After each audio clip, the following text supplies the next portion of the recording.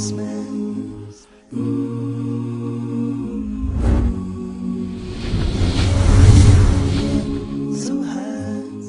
talked about, or you shed some light on the similarities from a faith standpoint.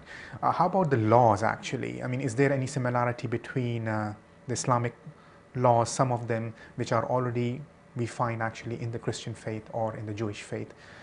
Yes, in terms of law, Judaism has retained a lot of law.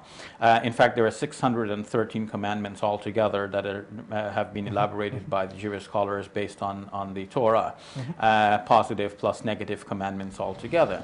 Many laws exist in the Quran as well. In fact, the Quran in Surah 7 and in Surah 17 rather, and in Surah 6 have long passages dealing with detailed laws saying do this, don't do that, don't do that.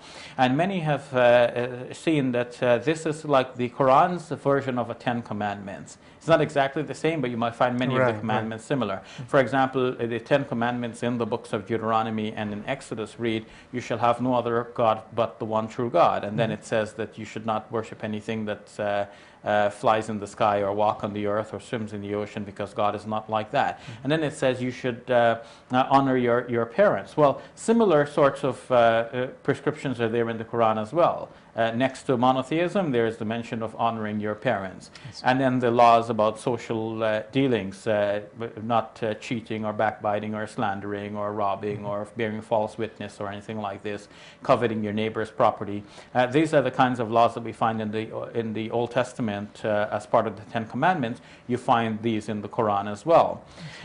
So there is a lot of commonality, but in Christianity, the tendency has been to think that the law no longer applies. Of course, everyone knows that you must have some law. You can't live a lawless life. And Christians too subscribe to law.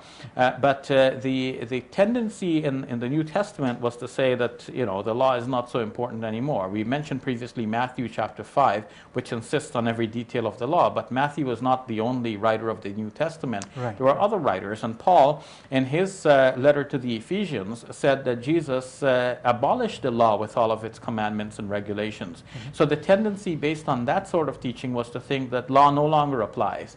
But then that makes people a little bit uncertain as to whether, for example, you still have to follow the 10 Commandments. Because the importance given to the 10 Commandments in the Old Testament is so great that one would be shocked to think that we no longer have to follow the 10 Commandments. But even if we said, okay, let's follow the 10 Commandments, then one of the 10 Commandments, the fourth one, is to keep the Sabbath and regard that as holy. And generally Christians do not.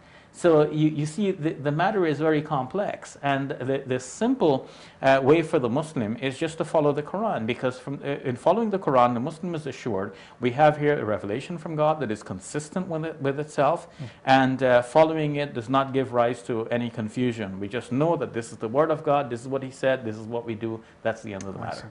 Thank you very much for clarifying that.